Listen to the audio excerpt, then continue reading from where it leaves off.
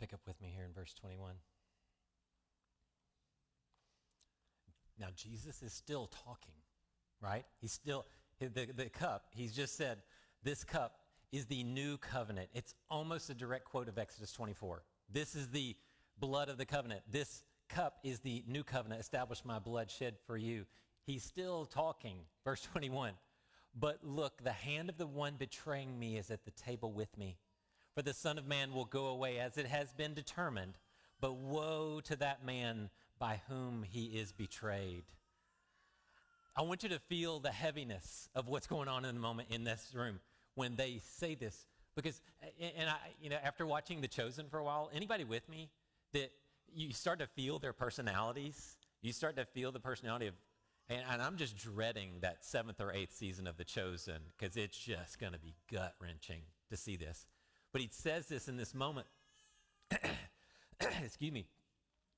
And look at what happens in 23. So they began to argue among themselves which or who of them it might be that was going to do this thing.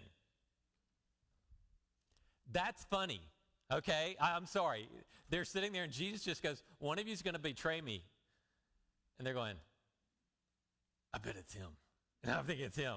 I think it's you. No, it's got to be you. There's no way it's not. I know it's not me. I know it's you. And they're going at it. Can you imagine what Jesus is thinking in this moment? This moment of, here's my blood shed for you. 5 seconds later, they're going, well, you're probably the guy that's going to betray him. No, I'm not. You are. It's kind of one of those moments where you go, okay, why did I have kids? Why did I have kids? Okay, I got this, okay? And that's not even the end of the story. You see, they began to argue among themselves which of them was going to betray him. And then 24, still going here, then a dispute arose or became among them about who should be considered the greatest. Are you feeling the dynamic in the room here? That's why the Bible's funny, okay? You always say, you got to look around the room. So Jesus goes, this is my blood shed for you, and one of you is going to betray me. They're pointing. And in the midst of all of this point, you're going to do it, I think you're going to do it, I think you, all right? And this one guy going, it's not me, I promise. And Judas is sitting there going, do, all right? He's like pretending to no eye contact, just don't look at anybody, okay? And in the midst of all this, what do?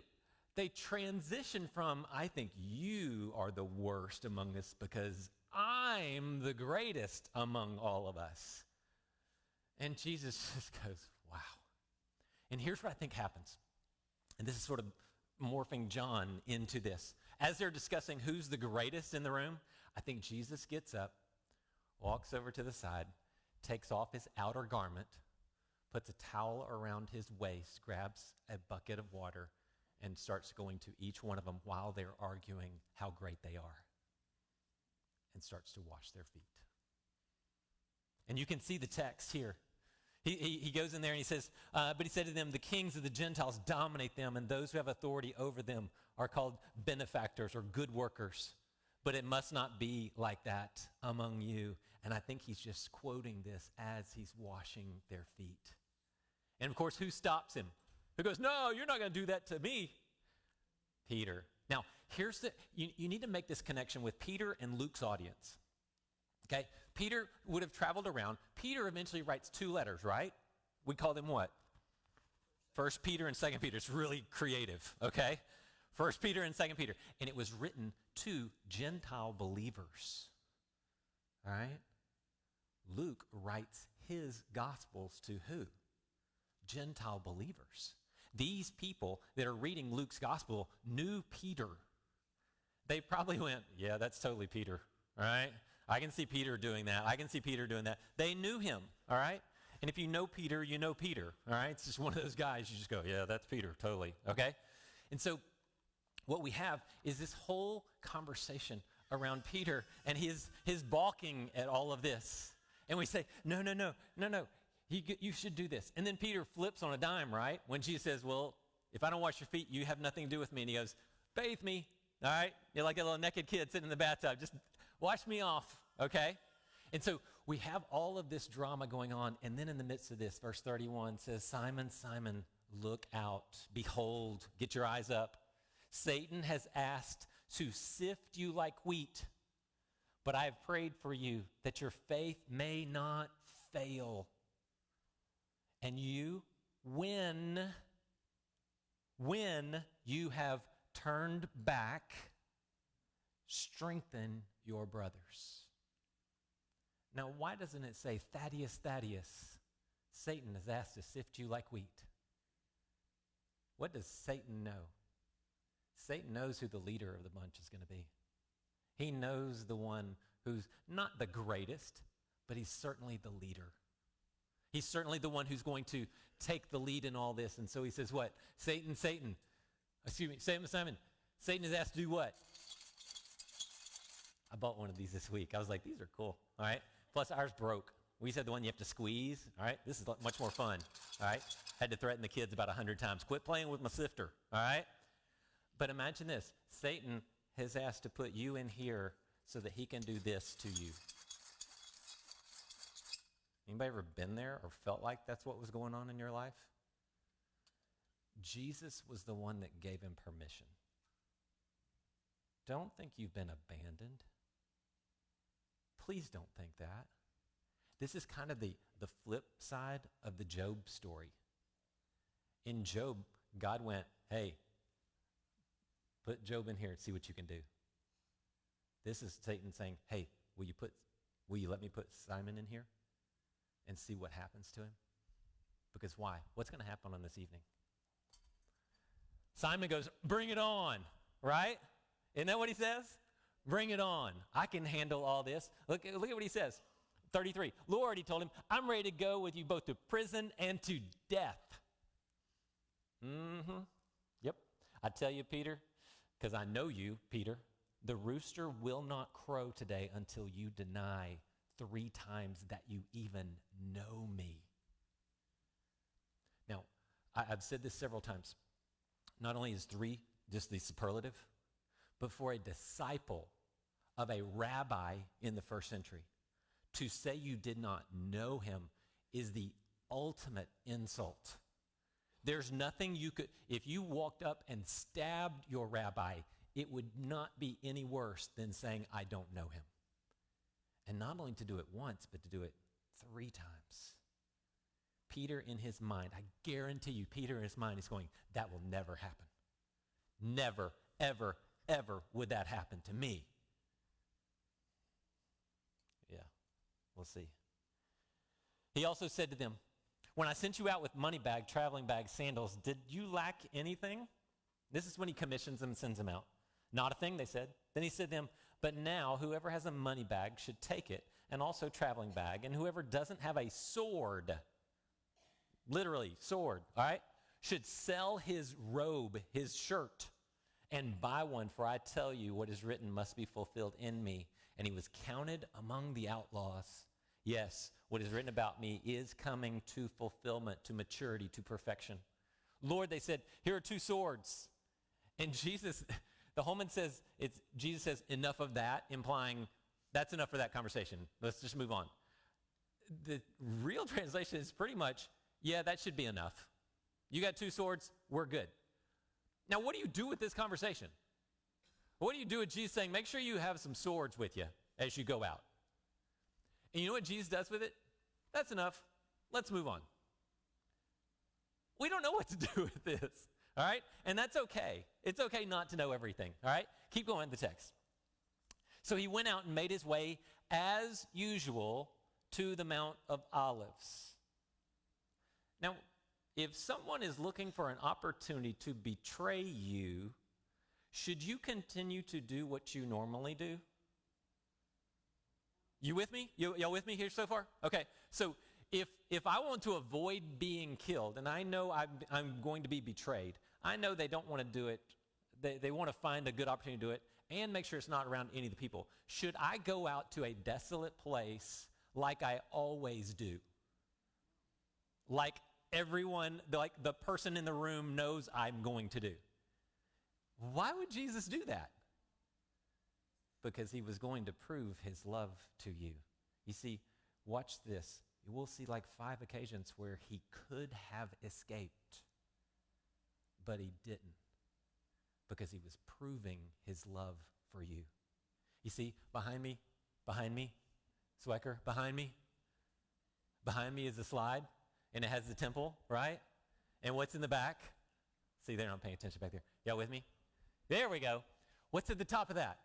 That's the Mount of Olives. If Jesus keeps going over the top of the Mount of Olives, he comes to the cities of Bethany and Bethphage. He can supply up, and he can keep right on going. He's into the desert of Arabia, gone. Totally escapes. So why didn't he just keep on going? Why did he go to the place as usual, to the Mount of Olives? Because he was proving his love for you. So there, and his disciples followed him. Verse 40, when he reached the place, all right? And even Luke is writing this. They went to the place, all right? Where's the place? You know where the place is. Remember in high school? Hey, let's meet at the place. Okay, everybody knew where you were going. Benny, I see that smile back there, all right? Benny got his pickup with tailgate down. Now, he knows the place all too well, all right? He told them, pray that you may not enter into temptation. We may need to camp out. No, we don't need to camp out on that. You just need to hear that. Pray that you may not enter temptation. What's your defense of temptation? Willpower? Scripture memorization? Did Jesus say, go memorize the Old Testament so that you won't fall into temptation? No. What's the antidote? Pray. Pray. One person prays on this night. Jesus does pretty well. What happens to everybody else? It doesn't. Gone. Pray that you may not enter temptation. Verse 41, then he withdrew from them about a stone's throw, knelt down, and began to pray. Father, if you are willing, take this cup away from me. Nevertheless, not my will, but on the contrary, yours be done. Now, I'll get a little Greeky here. He asks the question, if you are willing, he uses the Greek word boulomai. Everybody say boulomai. Boulomai. It means the plan. It means the long-established plan. All right? If this is the long-established plan, take this cup away from me. I know what's coming. If the plan is, let's get right at the moment, and you take this cup away, I'm good with that. Nevertheless, not my, he doesn't use the word boulomai, he uses the word thelomai. Thelomai is your will in the moment. It's what I want right now. You see the difference between these words? Boulomai has been the plan all along. Thelomai is what I want right now. Mike Tyson has a great quote. He says, all my opponents, they all have a plan. They have a boulomai till they get punched in the face. Now their thelomai is get out of this ring as fast as possible. All right? You see what I'm saying? You have a plan and you have a want to right now. All right? And Jesus is saying, Father, if the plan is for you to take this cup away from me, I'm good with that. But nevertheless, I don't want to do what I want to do right now. I want to do what your plan is because I want to prove my love to these people so that they can be forgiven and made whole and share in your presence. So he offers this up. He offers this prayer. Now, in 43, how many of you have a bracket before verse 43? There's some type of bracket or some type of italics or something? Anybody, everybody? You should, okay? Verse 43 and 44, they are not in the most accurate, authoritative manuscripts that we have, all right? Evidently, these verses were added sometime after, probably within a century of Luke writing this passage. Because what we have is early church fathers' commentaries include these verses, but the manuscripts do not. Later on, into the 6th, 7th century, they started to include them in the manuscripts. Kind of one of those things where you go, you know what, we're not real sure about this, but instead of us just throwing out these verses, let's just go ahead and put them in there, and then let's put a bracket around them, okay? And what you do with these types of passages, all right, this is the woman caught in adultery, same idea.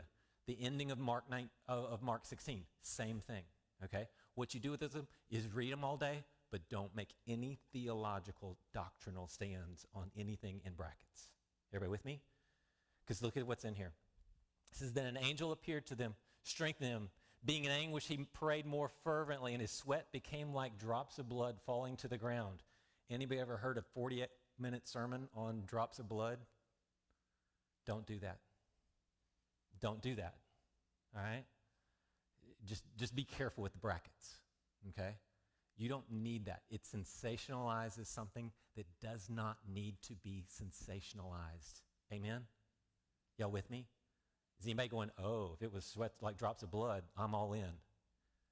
No, it creates a sensationalization that you don't need, all right? The text is plenty.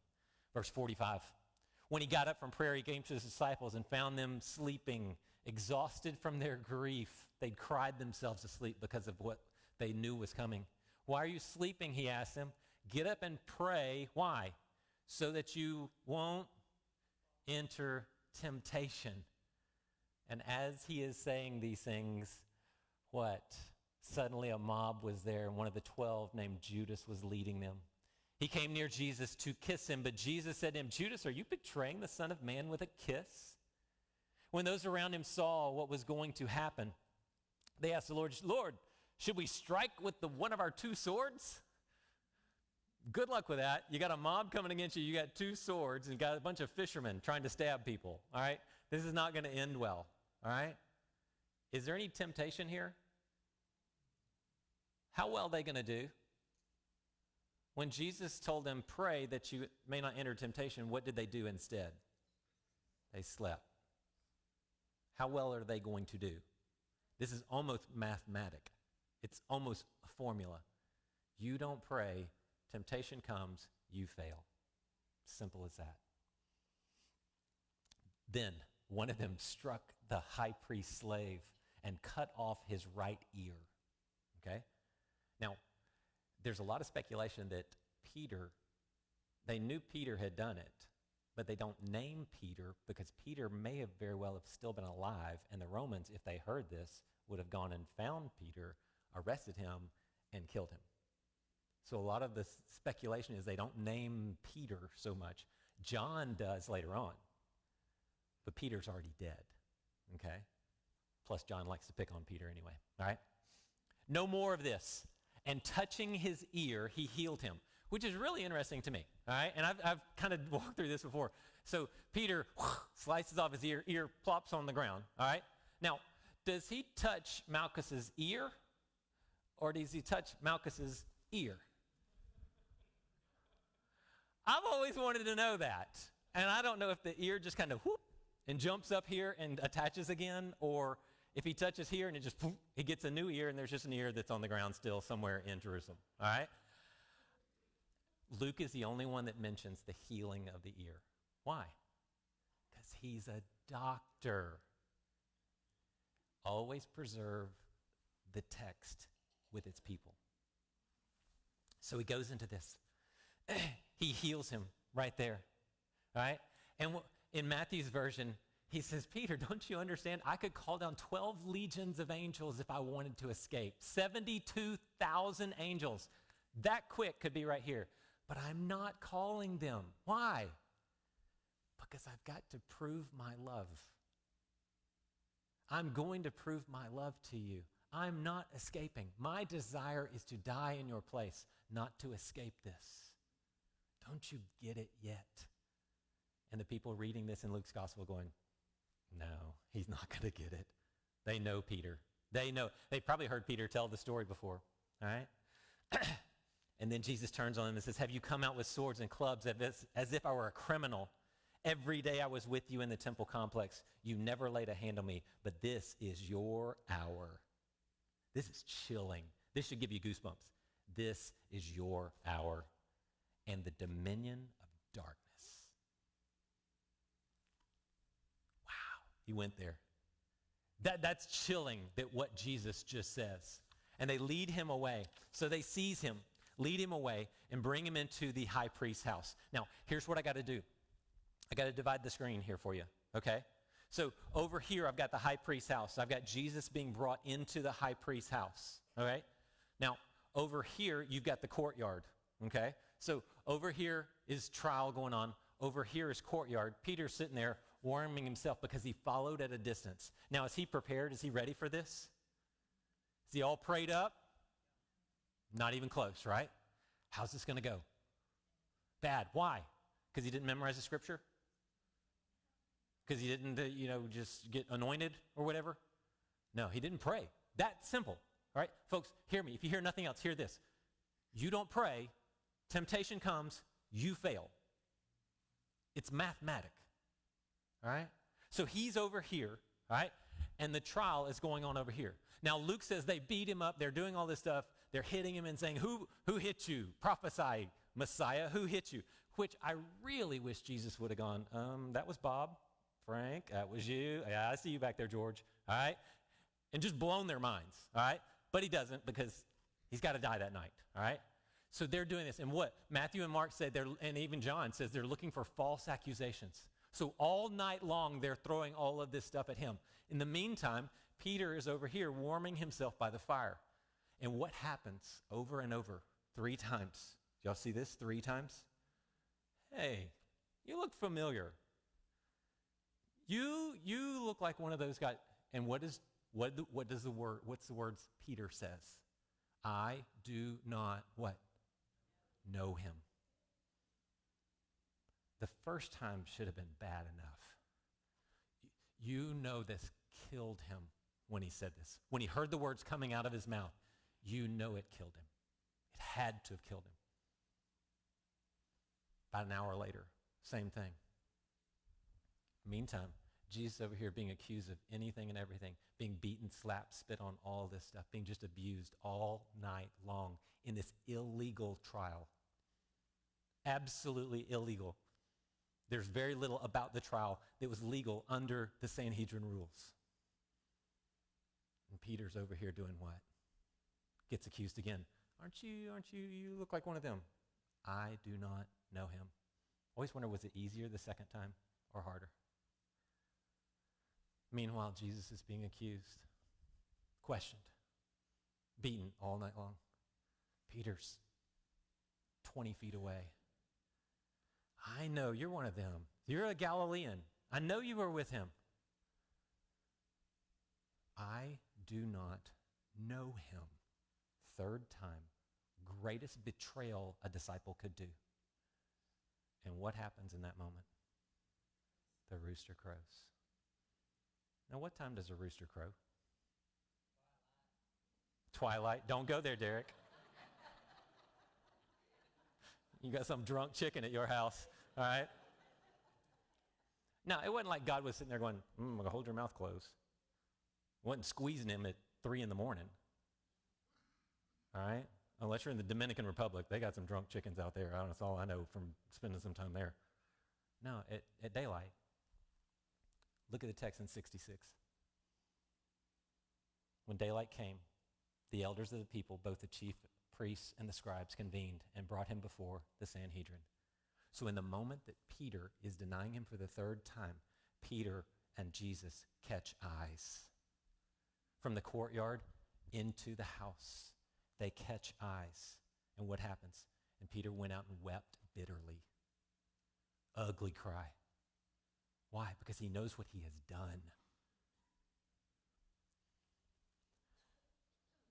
They said, verse 67, if you're the Messiah, tell us. But he said to them, if I do tell you, you won't believe me. And if I ask you, you will not answer. But from now on, the Son of Man will be seated at the right hand of the power of God. They all asked, are you then the Son of God? Now you got to pause right here. Because he has every right to remain silent under Jewish law. There's nothing compelling him to answer this question. Nothing. I've heard people may have heard, well, he was placed under oath. It doesn't matter. You are not compelled under Jewish law to answer, to basically, or plead the 5th, to incriminate yourself. So what could he have done in this moment? Just sat there. But I think he paused, and I think he took a deep breath, and he said, the only way for me to get into the place where I can atone for their sin is for me to answer this question. And I can either remain silent, or I can speak truth and die in their place. And what did he choose? You. He chose you. Not y'all. No. Hear me. He chose you. Second person singular. You. Each and every one of you. In that moment, he said, I choose you. And he says, it is as you say. And they said, what more do we need? Now, some of you are thinking, well, you don't know who I've been. You know who I know? I know who Peter was 5 minutes earlier. His Jesus' closest best friend denies him 5 minutes earlier. And Jesus says, Peter, I still choose you. It's not about how good you are, how well you've lived. It's, I just love you. And I'm proving my love for you. But specifically, Peter, even though 5 minutes ago you denied me, I choose you. And I die in your place. That's why Peter lived the way Peter lived his life. The only question is, why do you live the way you live your life in light of all the proof of his love for you?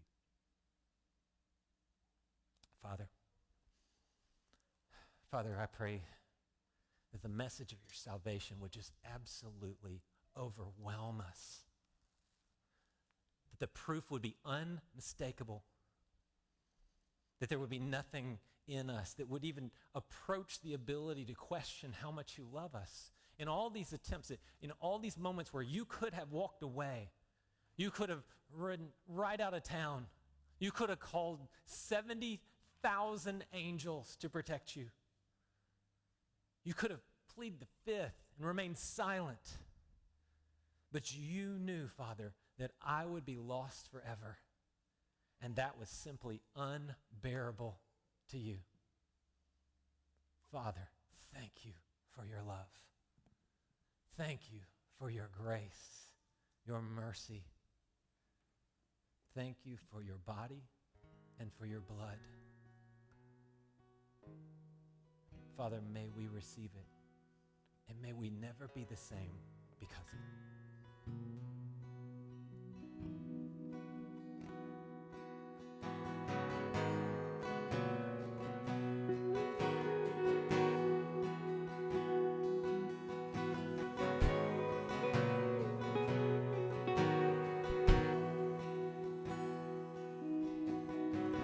My foes are many, they rise against me, but I will hold my ground.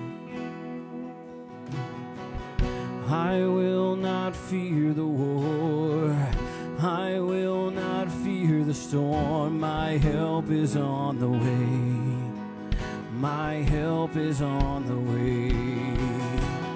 Oh,